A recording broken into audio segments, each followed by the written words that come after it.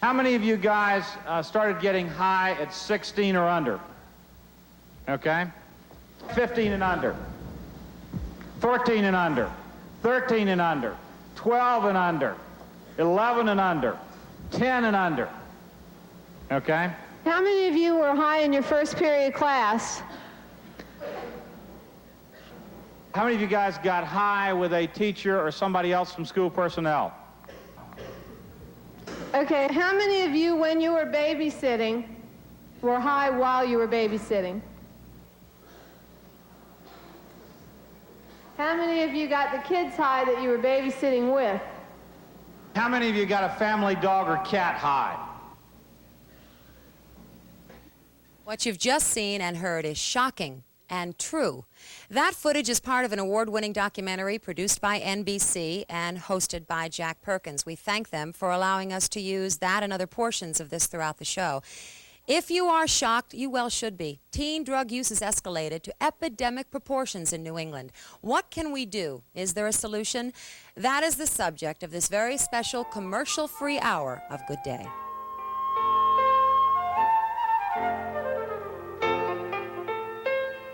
This special hour of Good Day is brought to you by GWV Travel and 5 Star Air.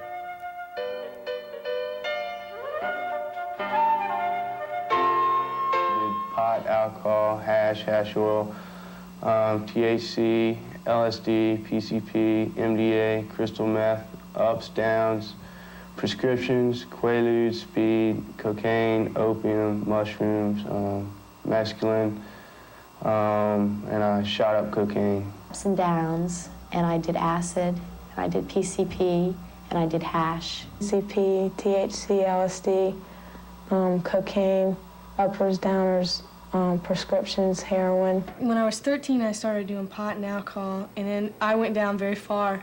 By the time I was 14, I was doing pot and alcohol and acid, LSD, cocaine. I was doing speed, quaaludes, and just about all of them. I might bring pot to school or something, and I'd pretend I was some big drug dealer. Everybody in my family but my little sister did drugs, and it really took a bad toll on my family, you know. It ruined my family. And in result, you know,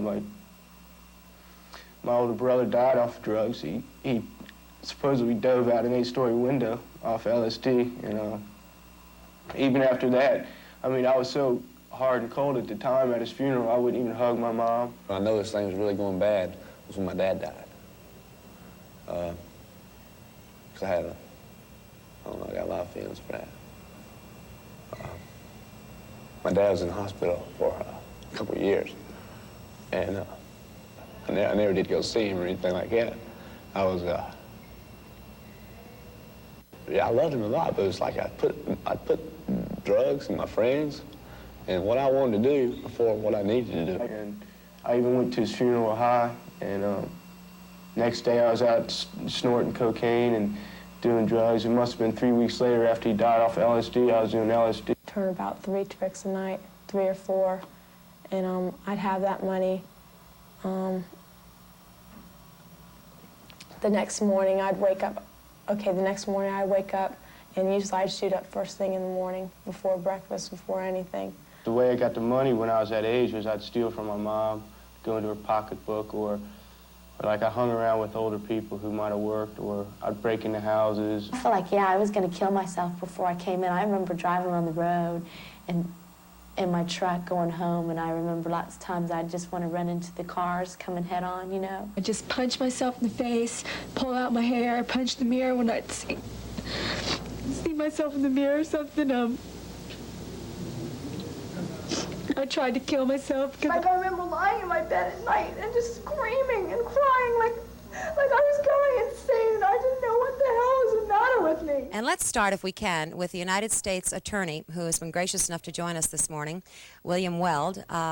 Bill is also serves on the Mayor's Committee on Drug Abuse in the Schools. Good morning to you, Bill, and thank you for being here. Let's start with the problem. Can we start with you, Bill? I think there's no doubt in anybody's mind that drug abuse is the #1 law enforcement problem nationwide, if not the #1 problem facing our society. And I think that certainly at the federal level, there's wide agreement that you have to attack the problem at every possible phase through vigorous enforcement for adult pushers of narcotics, but beyond that by attacking the demand side for younger people. The committee that I'm working on drug abuse in the Boston school system has commissioned the publication of literally comic books and coloring books for children in the 1st through 6th grades to try to reach them early. But I think that we need to do everything we can, including the straight type of program, to bring drugs out of fashion and attack it not only from the supply side but the demand side as well. Well, it's comforting to know that you're a parent. Do you have 6 children? 5. 5 children. Do you agree that it's very important to educate kids, but most kids get into drugs because of peer pressure, and that parental acknowledgement is just as important, right? I couldn't agree more. I think you have to do everything you can to change the entire atmosphere. All right. We have young people, 9th through 12th grades, 51% of them having used drugs, and 28% of them within the last month or so being current users of drugs. And would you say that about 98% of the crime among young people in our state and in New England is in some way drug-related? Well, I think that anyone will agree that the drugs and alcohol, 60% of our inmates in the correction systems have drug problems. Well, what has upset me in learning about this problem, especially in the last 8 days, is that there really are no rehab programs of any magnitude in New England. Well, I think that you'll find that there are a number of different rehab programs in each of the states, and that whether or not what the quality of them is, I really can't comment on that. But I will say that what the governor has tried to do is he's tried to attack the problem at the local level, getting local communities to take that look at the schools, to quit denying that the problem exists. And that's what we were finding throughout the first year of the administration, and even before that in the campaign, that a number of people were saying we have this drug problem well under control, that it's a thing of the past, it's a thing of the 60s. It clearly is not a thing of the past. It's a thing of today, and its magnitude is getting greater and greater. Well, maybe this is the time to introduce 6 young people who can certainly speak to this. There is good news for them. They are all a part of this program called Straight. And first, would you meet Leslie MURDEN. Leslie is 26 years old. She is now part of the staff of Straight. She's a druggie from Vienna, Virginia. Eric Roberts is 18. He is also staff from Springfield, Virginia. Jason Cassidy is 15 years old. He is in 4th phase. We will explain how this works with Straight throughout the course of the show. It means that he has made progress in the program. He is from Dover, New Hampshire. And Melissa HOLAN is 17 years old. She is in 5th phase in the program, and she is from Wellesley, Massachusetts. And SONIA LINKFIELD is 20 years old. She is a graduate of the program from Wrightstown, New Jersey, currently enrolled in the American Academy of Dramatic Arts in New York. And so you can see him. Bill Sullivan is 21 years old, and he and his brother were both in the Straight program. And there you are, Bill. I will move. And from Warren, Rhode Island. Thank you all. Is this easy? To come on television and talk about the horrors of your past? Who has a thought on that? Bill? No, it's not easy, but it's something that needs to be done, and people need to learn about it.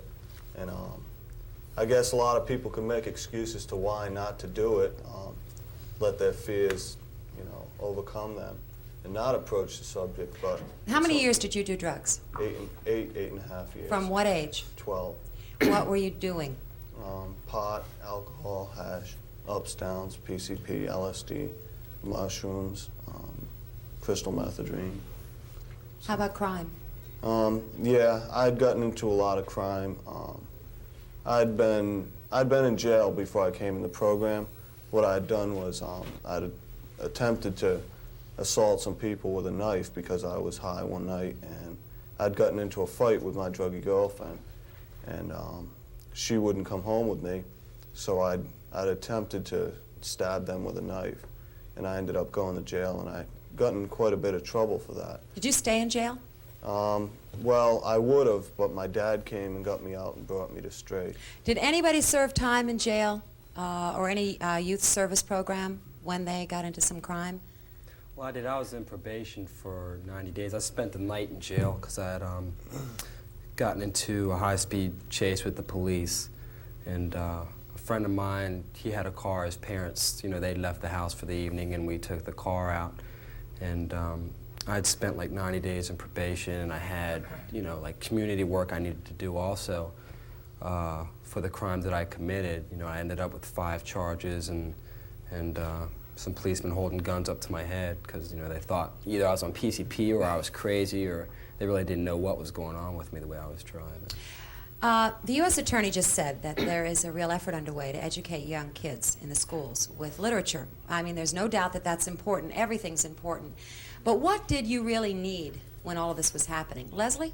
I think the thing that I needed more was that my parents knew what was going on, because even the kids at school, the ones who knew it, I didn't want to listen to the kids at school who knew that drugs were wrong. I wanted to be with the kids who had a lot of friends, and I wanted to listen to the kids that were doing drugs because they had popularity, and they were the kids that everyone wanted to be like and be around, and they seemed to have everything. They always seemed happy when I was looking at them. But if my parents had known more, and if my parents had known what drug use was, and what it did to me, they could have taken steps a lot sooner than 10 years after doing drugs to help me get some treatment. But aren't you all master conners and manipulators, or weren't you? And isn't that a part of parents not knowing? Very and isn't much that so. pretty common among druggies? Yeah. All right, let's talk to Melissa and Jason, because you're both in the program. We watched you move to 5th phase last weekend, Melissa, and it was pretty exciting for you. You're from Wellesley. Mm-hmm. How did you get into the program, and tell us your story? Well, I've been doing a lot of bad things, like I tried to kill myself, and my parents had seen me. I was dealing pot and cocaine for a while. My parents had tapped the phones, and they had been listening up on these conversations of like, well, let's go get the cocaine and all that kind of stuff, and they tapped it for a while, and then I guess my dad and mom, they started getting worried because they thought at first I was just experimenting, and so they told me I was going down to for a private school interview, and at the time I felt excited towards it because I guess I wanted to get away from Wellesley or something, because it was just, I was so sick and tired of keeping up a front or like lying to someone or telling my druggie boyfriend one story when it wasn't the other and all this kind of stuff, and I felt like I just wanted to get away or something because I just felt so trapped or something, that trapped, desperate feeling. And my parents told me I was going to private school, and I had gone down with them on a Thursday night, and they went to that, they went and talked to the people Friday night open meeting. And At Straight. Yeah, at Straight. In Springfield, Virginia. Yeah, and they went there and they talked to them, and they, you know, I guess they got help in seeing that, yeah, your kid has a problem, why don't you bring her in? And so I was told, I woke up that morning, you know, thinking I was going to some private school, and I turned up at Straight, and, you know, I went into the room and everything, and I talked to some kids, and at first I felt angry, I did, and then I guess I felt kind of scared because everything that they were saying to me, you know, made sense or something. You know, they made a lot of sense. You know, they were talking about, did you ever try to kill yourself? I said, yeah, I tried to overdose. You mean they related to your sense of failure and lack of self-esteem because they were kids who'd been there? Yeah, exactly. Jason, same for you, Dover, New Hampshire, right?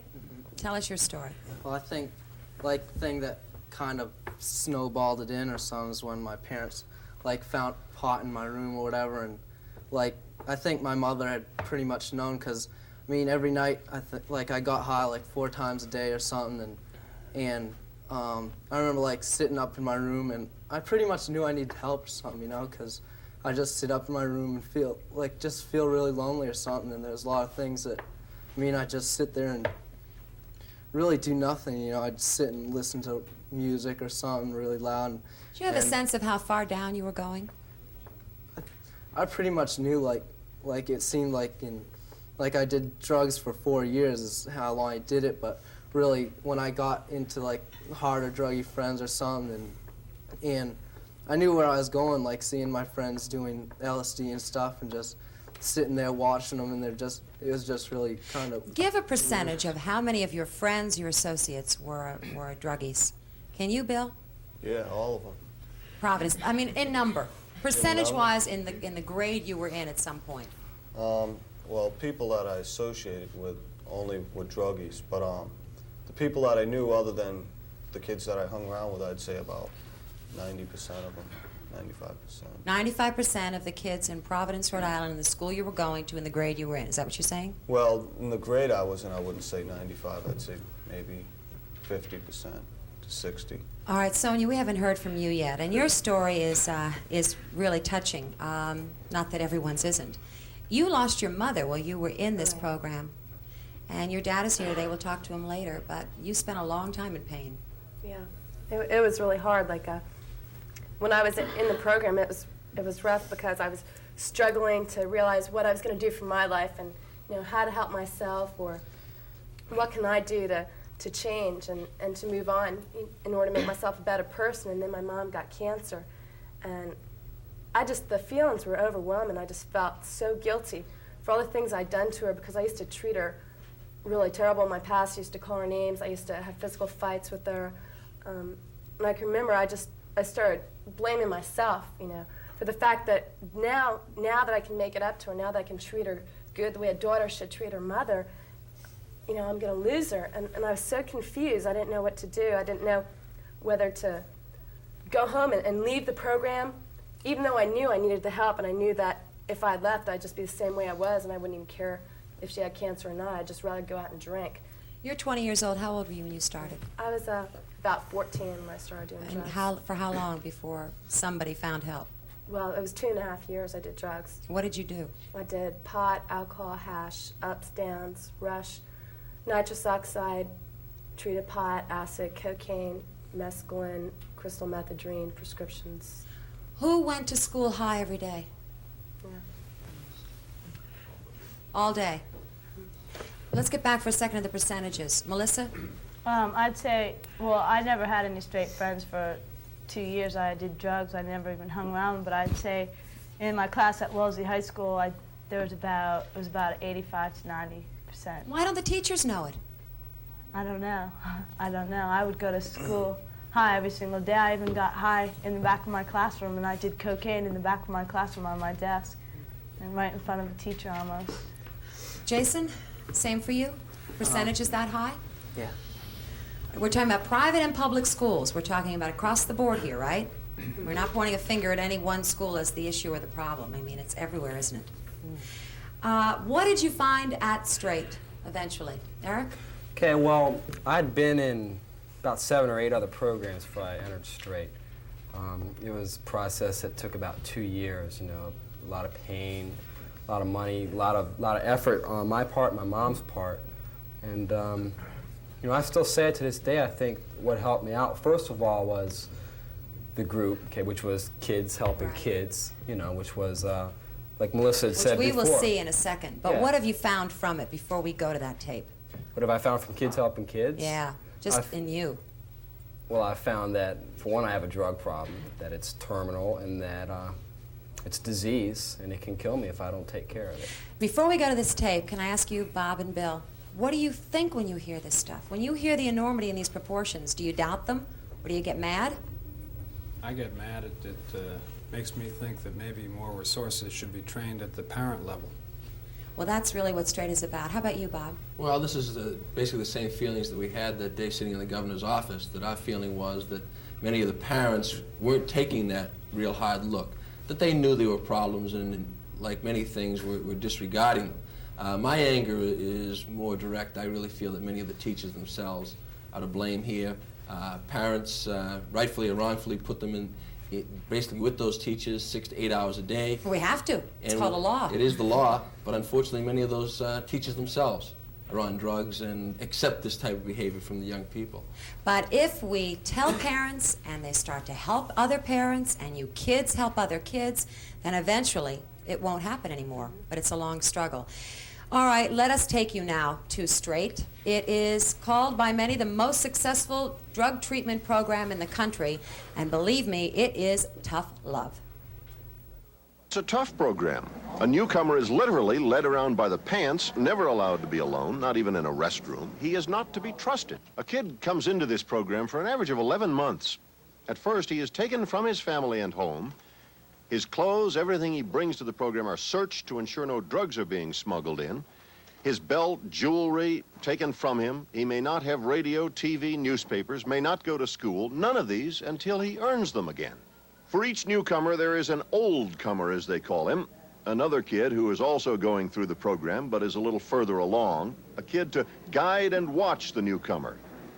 And at the end of each day at Straight, the newcomer is taken to a foster home like the Bradfords, whose daughter is in the program, and who make a home for 4 newcomers, literally locking them in to keep them from escaping. I'd feel like I was having a nervous breakdown or something. Like I'd see something out of the corner of my eye, and I'd just start screaming. And like I remember lying in my bed at night and just screaming and crying like I was going insane, and I didn't know what the hell was the matter with me. That is usually the biggest hitch, recognizing and admitting that drugs are the problem. For the parents first to recognize it and get the kids in here, then, once here, for the kids themselves. Not just to be willing to talk about it in daily rap sessions, but with exaggeratedly waving arms to be eager to talk. Sometimes I'll come in here and act really positive and everything, like, yeah, I'm making changes and all that, when really I'm not, you know. Like, I'll feel really negative inside still. And, Why don't you just be honest, Evelyn, because it's hurting you inside, and we can always see it on your face every day. And you got to get it out, Evelyn, because you got to face up that I'm sure you didn't go a day without drugs. You weren't happy, you were lonely. But you got to start admitting up, Evelyn. Tell us your thoughts. We're not going to, you know, look, I really messed up because I wouldn't tell the group my thoughts. Okay. Why don't you just tell them your thoughts? You got one more chance. You've been standing up for about 45 minutes. You gonna get honest? Okay, yeah, you know, like, I think that, you know, with this... Yeah, you know, like, I think that, you know, like, with the stuff that I have learned so far, that... Why do you think we're almost ready to laugh? Think you know. And I'm getting pretty disgusted sitting here. You think you're so different. Well, you're not. You're a druggie just like me and everybody else in this group. And you need help, a lot of help. Yeah, I do think that sometimes in a lot of ways I am different. A lot of things that I do go through, you know, like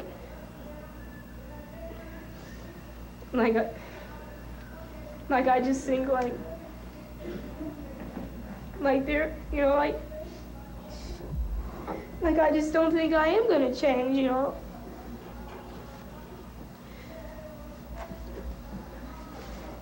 And like, you know, you all keep talking about this hippie radical stuff. Yeah, maybe I do look at it like maybe, okay, so I did screw up and it's not as bad as it sounds. But then, you know, when you throw it up at me every time, I think, well, shit, maybe it is that bad. It's like I don't want to admit up to it. And yeah, you know, I did go to bed with like a 40-year-old man, but... And I talked about that. I thought I talked about it a lot. Evelyn, how long have you been on first days? 63 days. 63 days. We started over. The group tells her she's not made progress because she's not been honest. How many people are behind her? Not going to put up with the way she's been here lazy and putting off a sweet image. I expect her to do some really deep searching, talking. Okay, Evelyn, you can have a seat.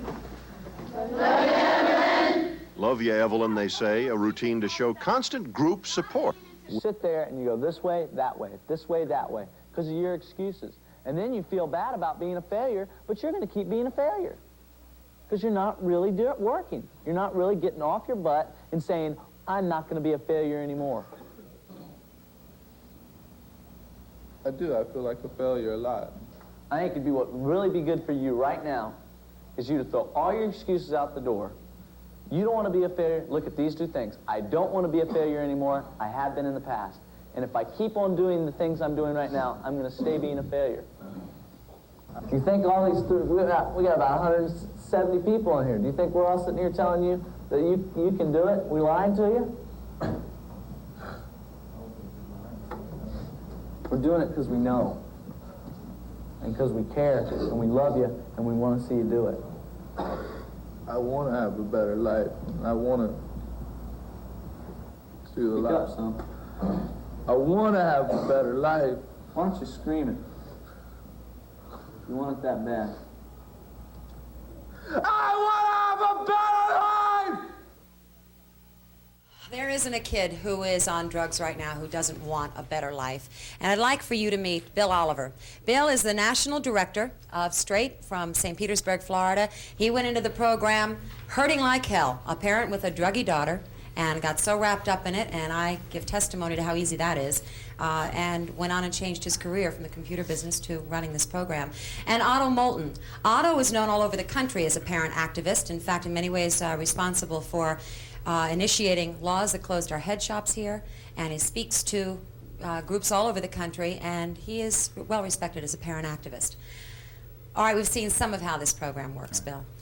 We saw in there how a newcomer is taken to a host home, and we just should explain this burglar alarming them in at night, because you don't want people to think that you are trapping kids. And we'll talk about the law in Massachusetts that protects that in a minute, but go on and explain the things we missed. Well, in the foster home at night, when a new child comes into that home, there is a heat alarm or a little burglar alarm that you can buy for about $3 or $4 on the bedroom door. And the issue there is protecting the family from this new stranger that's in the house. And that's something that you have to think about is not only do we have the child in that house in a new environment himself, but the family's taking in this new kid until there's an element of trust built up, until we know exactly what we're dealing with. We want to know when somebody's moving around that house at night. That's at least 14 days. That's called at least first 14 phase, days. at Right. least. Did you guys need that? Every one of you when you went in? Yeah, I think I did, because like I said, I'd left other programs before, and I remember when I first went into the building, I was going to go to the home at night, and I was thinking in my head, well, as soon as we go home, I'll just walk right out of the house, maybe grab a sandwich and leave. And really, it didn't happen that way. Yeah, for sure. At this point, were you suicidal? Yeah, I was in, I didn't say that, but I was in a psychiatric institution beforehand because of the drugs, and they said that I was suicidal and also had the capacity to kill people. They said that I was homicidal also. All right, we're leaving the parents out for this point, okay? Because we're going to get to that in a minute. But in terms of the kids, is it peer pressure gets you in? It's got to be peer pressure that gets you out. Is that the theory here? Well, the theory is that kids can reach kids better than adults can reach kids. They talk the same language. They've been the same places. They feel the same way. I grew up in the 50s. I don't know what it's like to go to high school in the 80s, but these kids do. And so really what we're doing is using young people to reach other young people with a positive message instead of a negative message. Eileen, we also throw the parents at the problem with the parents, and then the siblings with the siblings. So really what we're doing is having the families support each other in working out their mutual problem, and it's extremely effective. Those that criticize and say it's too tough. Right. We're dealing with a terminal disease. Is it too tough to operate for cancer and open someone's body? That fits because the disease fits it. We don't think it's too tough. I don't think you can look at these kids and say, well, have they been abused? Ask them if they've been abused. Is it that sort of tough? Or is it the kind of tough that says to them, look, I'm going to make you be honest with yourself. I'm going to help you see you. Now, if that's tough, Eileen, then maybe what we need in this country right now is some more toughness. We call it honesty. Instead of the shuck and jive and saying everything's okay, we'll say to Bill over there, hey, Bill, you've got a problem. What did you say when you first heard that? I denied it, of course, and after a while I came to the realization that when I talked about myself and what I'd been through, they could relate right back to what I had done and what I had been through. So they were talking to me just like they had been there. They had been through the same exact thing. So I instantly accepted that and opened right up to it. But when I heard you have a problem, I didn't want to accept it. Let me just back up to Bill. When you said brothers and sisters, your rule is that if you take a kid into the program and then after evaluation find that there's a druggie brother or sister, you have to take them too, or you won't keep that initial child, right? Well, we're a family program, and we treat the family. It's important to realize that as the young person gets sick, Mom, Dad, and the brothers and sisters are drawn into that illness and begin to participate in it. They begin to help, if it's hard to believe, but the parents begin to help the drug use. We call it enabling. So yeah, we've got to break up that pattern and say to the family, whoops, let's reset to zero. Let's everybody start making some change. What do you know, Otto, about this problem? Well, I'll say this, the researchers that understand the chemistry of the brain will really tell you that when you get people doing drugs and causing chemical imbalances in the limbic system, basically, that's where emotions lie. You're dealing with a computer that's really fouled up. But let's explain that in the lay terms that I heard it in, and that made sense to me, that once a kid experiences that high, that mood altering, even if it's a token puff, it's really branded in the brain forever, isn't it? Oh yeah, a love affair with the drug begins, and the love affair, like most young love affairs, becomes all-consuming. How many of you did this because you felt that it would be the way to be cool, accepted?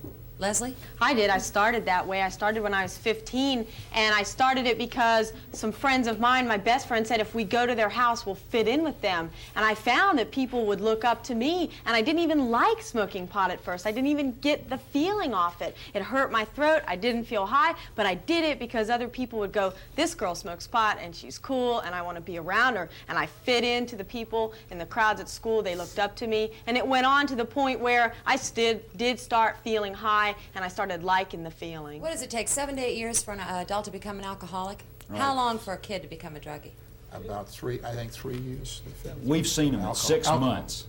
It just depends on the kid, the circumstances, and what have you. But I can promise you this, the probability that a young person from 12 to 18 is going to become an addict is extremely high. Eileen, that's why we have a legal drinking age in this country.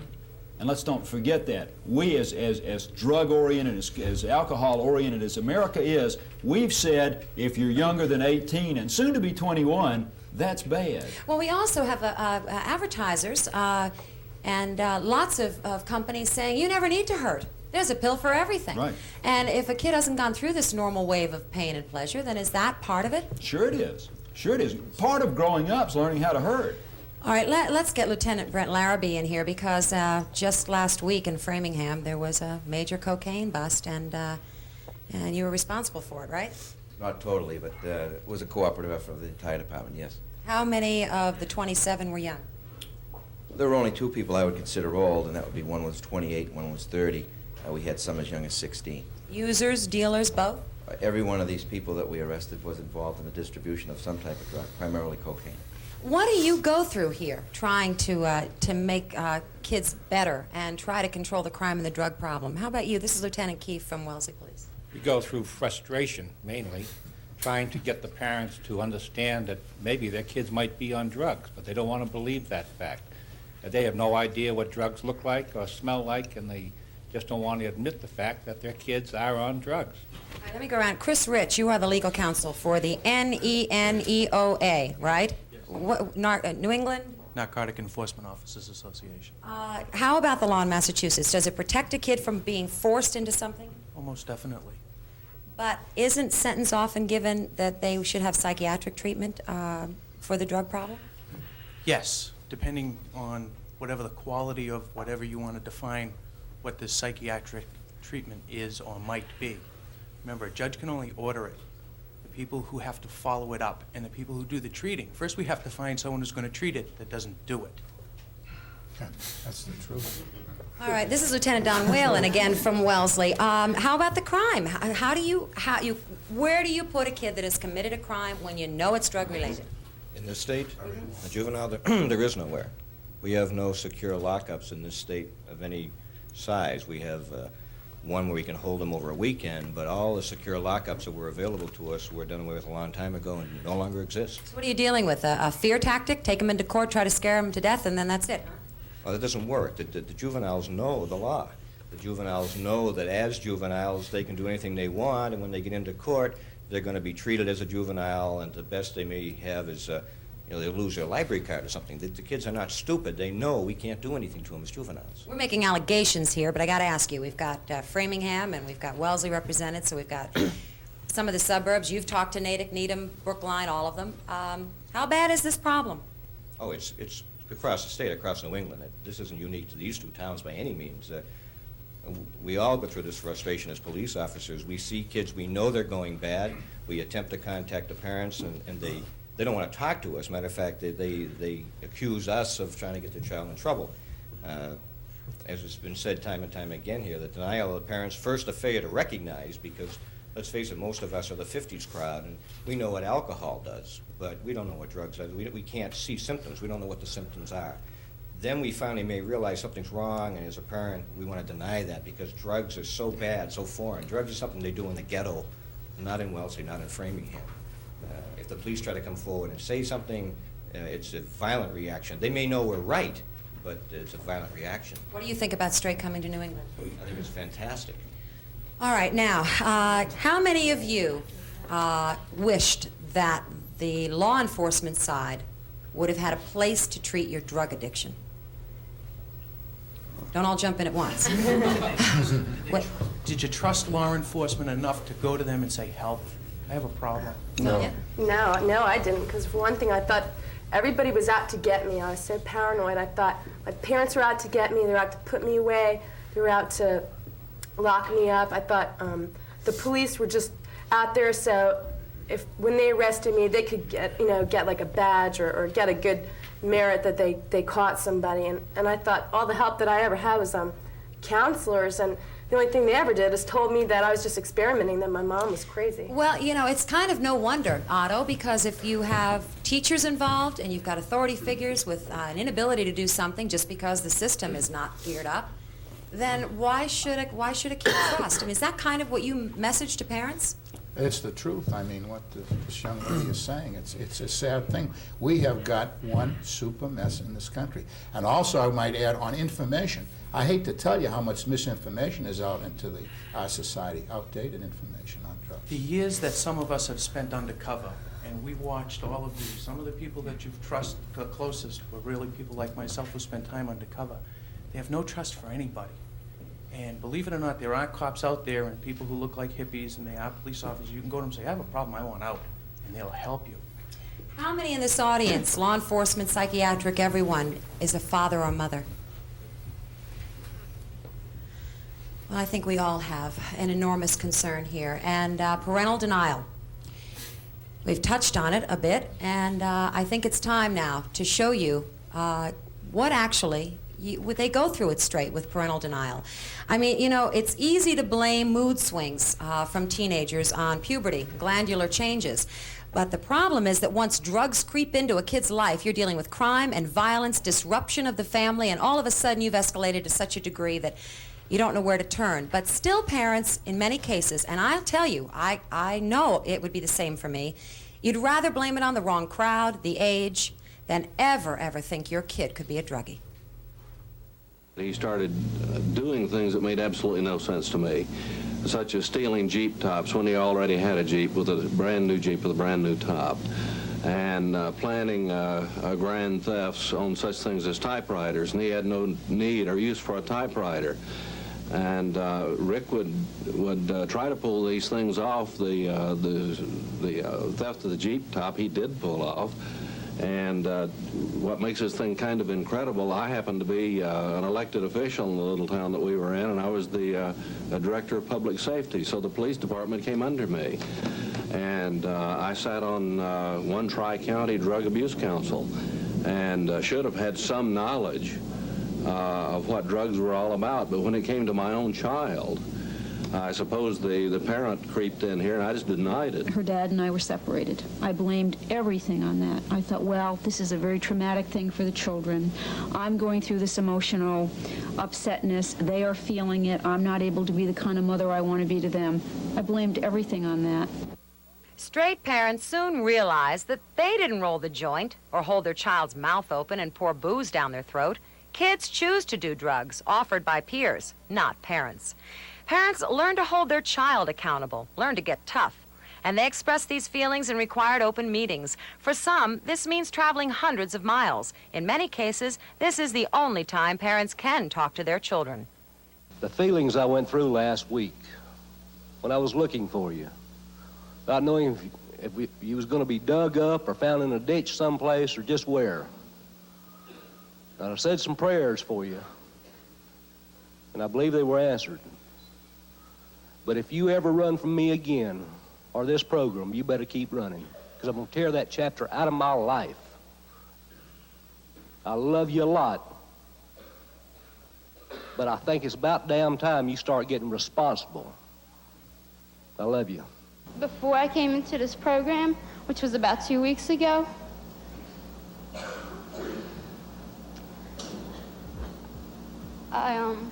I did want to tell my mom about this, you know, which I found that I was pregnant, and I wanted to tell her that weekend, but I just never got around to it. Instead, that same weekend that I wanted to tell her, I got put into this program, and I am really confused and everything. It's very hard. It's a hard choice, and especially being here You scared? Yeah. Whether you realize it or not, this is the best place you can be. Turn around. Excuse me? I said turn around. Look at all those girls that care about you, and they've been there. So you probably think it's a drag and a hassle being here, but this is the best place you can be to make some good decisions. This is where your drug use has got you, Becky. You need to face that. You sure put a heavy one on me this time. Very disappointment. I want you to look into your past, into your present, and look into your future, and see what is in there in the future. Look into your future. I support you 100% in this program, and you are here because I love you, because I care for you. But if you ever decide to step out of this program, to keep your condition, you are on your own. I know you're safe. I know you haven't had drugs in 100 days, and that's something. You're not in jail. You're not on the street. Cops don't come by anymore. Married you home from the hospital, and I thought I knew how to be a father. I was just a kid myself. And this crash course in fatherhood, I know I'm going to be a good father to you this time. I let you away with too much. I love you, honey. Oh, how many of us haven't ever said to ourselves, we need a course in parenting? I don't think there are very many, but boy, especially today. Would you stand up? This is Mary Jo Murden, and she is Leslie's mom, Leslie's now staff. What was it like? Were you denying? Oh, yes. We had actually 10 years of drug usage in our family. 3 of our kids were using drugs. Leslie used drugs for 5 years before we knew it. The same year we found out about Leslie, she was almost 20. My 17-year-old ran away to live with her druggy boyfriend, and that was the year my 10-year-old started doing drugs. We had about 7 years of psychiatric help. The kids lied, so we didn't get any help because no one knew they were doing drugs. Let's get Joe to stand up here, too. Joe, can you? And we blamed each other. Our marriage was a shambles, and we didn't know the kids were doing drugs. We just knew life was hell. Was it harder to face that they were doing drugs and they might just have a little adolescent mischief in them? Oh, yeah. I'd much rather they be mentally sick than doing drugs. You That see, was more acceptable. We wanted very much to be normal, because everybody else had a drug problem, not our family. That's the way it works, you see. Where do you So fit in the stay- economic strata of this country? I'm a banker, and I do okay. You won't count it on other people. No, but I heard a woman from Worcester a couple days ago who has a kid in straight say, you know, we're professionals. It was so hard for us to grasp. And it was just what Don said, you know, you think that it's ghetto stuff. It isn't. Right. It's everywhere, and no one wants to have a druggy kid. Most of the kids in the greater metro area program, their parents have annual incomes exceeding $40,000 a year, so you can't exactly say they're at the bottom. You had a question regarding the court system. We've got the U.S. Attorney and... Yeah, I did want to address the people here representing the court system. I think the good Lord today, for a Fairfax County juvenile court judge who was aware of straight and what could be done at straight. That's in Virginia, not Right, because he had court-ordered my son to the program when it was in Florida. This is before the parents in Virginia banded together and brought the program up there. Let's say that you drove hundreds of miles every other week. Well, we had to participate, just like these folks up here have to come to Virginia once a month. But thank goodness that the court system knew about straight, so that's one of the places you start. All right, but your question is?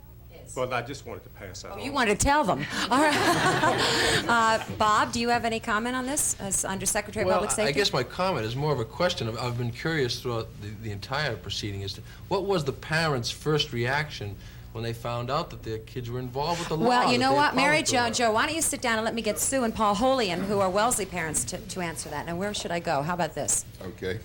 What was your first reaction? Well, first we didn't think that Melissa was doing anything that was wrong. We were in complete denial.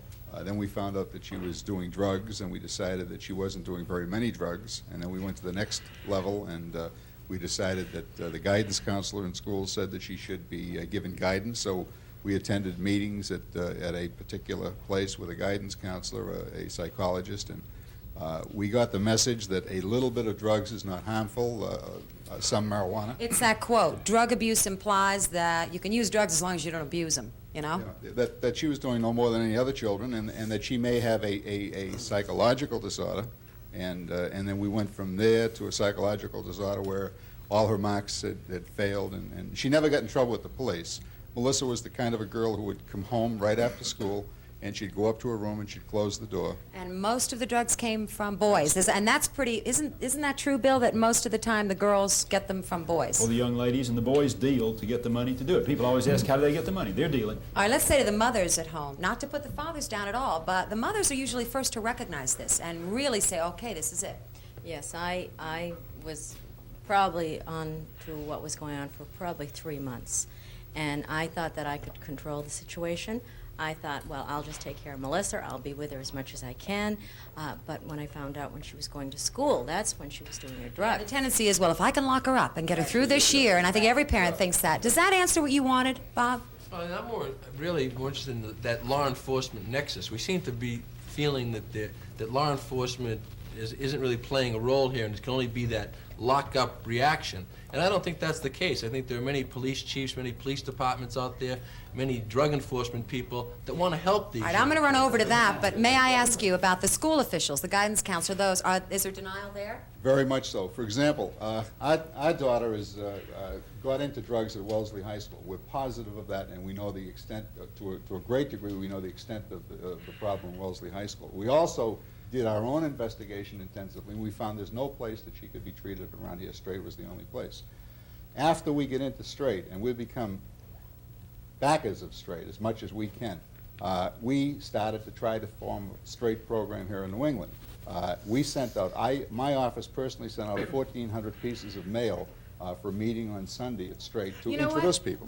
Can we show that footage, Donnie? Let's show how, why don't you guys sit down? I'm going to run over the law enforcement side here because we got to cover everybody, but let's show what happened last Sunday. Lots of people showed up. Bill made this presentation, and before this meeting was over, money was given, and Straight has come to New England. So now we have a place. But we also have this whole issue, and you wanted to really say something about this, didn't you, Phil? Yes. Where can we get you? Okay, here. I agree with what they said about the law enforcement, and I think it's an attitude on the part of parents that, you know, if they've brought their son or daughter home and they're drunk, they say, thank God they're not on drugs. We're a poly-drug society. We're the only society, the only nation that allows our children to experiment with every known drug, and it's sad. Law enforcement is out there like New England Narcotic, and as you said, a lot of police chiefs and a lot of individual police officers in the schools that are doing drug education and working with young people and trying to help them. They're not just out there to enforce the law. And all of that is good. Everything we can get here is good. But Bill, we're dealing with an emotional disorder, not a bad kid. So in response to Bob, if you put him in prison and you don't get help for their drugginess, it just gets worse, right? Well, yeah, I think to some extent we're much like we treated mentally ill people years ago when we put them in the snake pits. Throwing a sick kid into a prison is to give him a master's degree, in my opinion, and how not to get caught later. All right, well, when you were in school, did they have a tough policy against drugs and alcohol in the schools that you attended?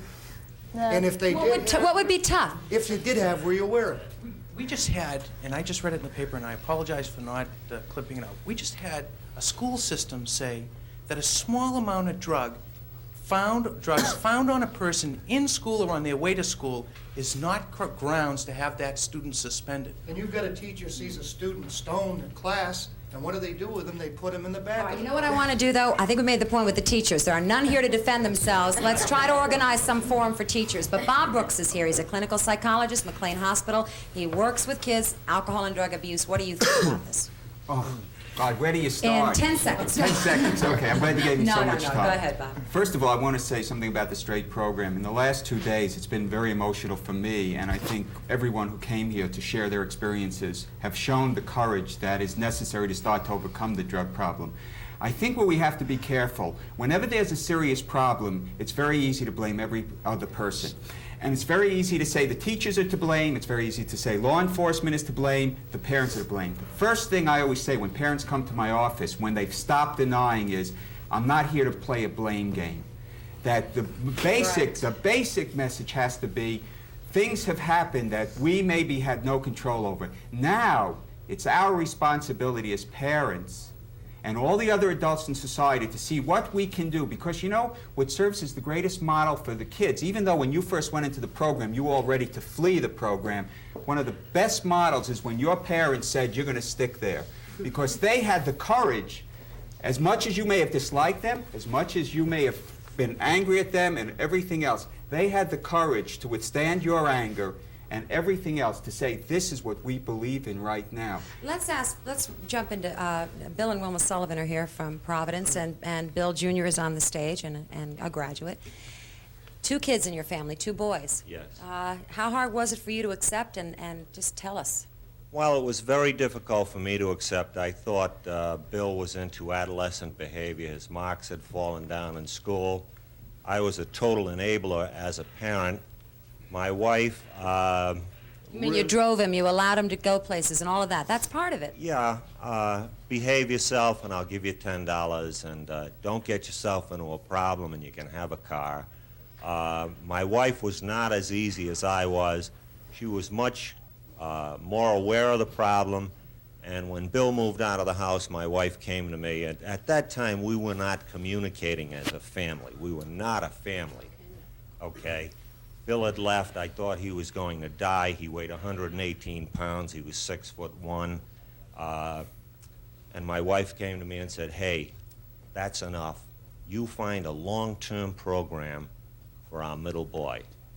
And at that time, 4 months prior to that, I had read an article in Reader's Digest. We had looked and looked, and the kids were being treated by a psychologist twice a week in Providence, and we had looked for a program in New England, and finally decided to go to Florida and look at the straight program. And look at the results. And I want to say that Reader's Digest article, I bet many of you at home read that. That was really patterned after Bill Oliver, the national director's own kid. Why don't you both stand up? Frank and Teresa Cassidy, you are Jason's parents. He is at 4th phase now, and you spend lots of time getting down from Dover, New Hampshire to Washington. Pretty recent for both of you. Right. Well, we put Jason into the program was May 26th, and I guess our problem started when he was about in the 7th grade, and he had a drop in his grades and just this rebellious attitude that we just couldn't understand, because before that he just seemed to be such a caring kid. Get to now. How is it now? It's just great to be able to talk to him honestly and hug him and hear him say he loves us. Eileen, could I just mention something? Yeah, we have about 10 seconds 10 left. seconds. Thank you. One of the fathers said to me that for the first time he could hug another man in the program. One of the things that is so critical is that many of the kids who use drugs, you become estranged from everyone else. The ability to be intimate and to share and to care are critical. It's so I know I'm saying important. it quickly, but We have heard some pretty tough things today, but there are answers, and we leave you with the joy that comes from facing the pain. Last Friday night, we went to Washington for a personal observation of just how straight works. It was a special night because 7 kids were graduating, 7-stepping as it is known. For these kids and parents, this had meant years of hard work, painful insights in learning to communicate, finding love, honesty, responsibility, laughter, tears, rebuilding a life once destroyed by drugs. There are a few young people that are ready to graduate. That's what do you what I think? heard. Alicia? And the families of all these young people, come on up.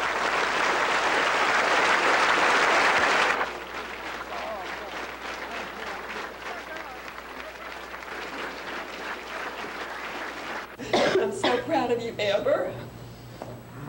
The past was so terrible, but the present is so good, and I know the future will be too, and it's just such a pleasure to have you. I prayed for you every day.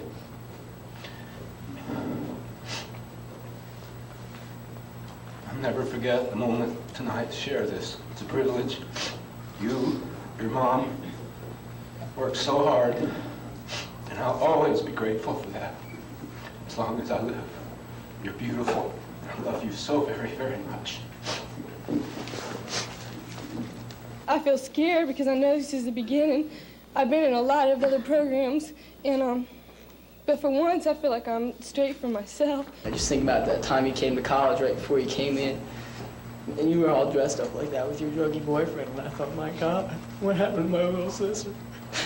And I mean, you're my big sister now. It's kind of funny, but I really do. I look up to you a lot, and I really respect you. I just feel excited, and I feel scared, and I just want to thank you guys. We stand testimony, this family. If we can make it, anybody can make it. We've had our tough times. This is a new beginning.